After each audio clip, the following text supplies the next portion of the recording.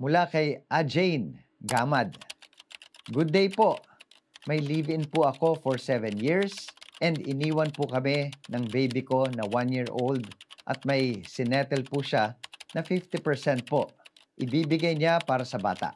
December 3 niya po sinettle, then up to now wala pong 50% ang natanggap ng baby ko. Ano po kaya ang magandang gawin para maayos ang lahat? Mukha namang nagbibigay at nakikipag-usap ang ama ng baby mo. Kaya't maaari mong umpisahan sa pakikipag-usap muli at humingi ka ng paliwanag kung bakit may delay sa pagtupad sa napag-usapan po ninyo. Baka naman malutas ang problema ninyo sa magandang usapan. Ang payo ko lang din na ilagay sa kasulatan ang inyong mapag-uusapan upang di makalimutan ang mga kondisyon at magamit din itong ebidensya sakaling kayo ay mag-away.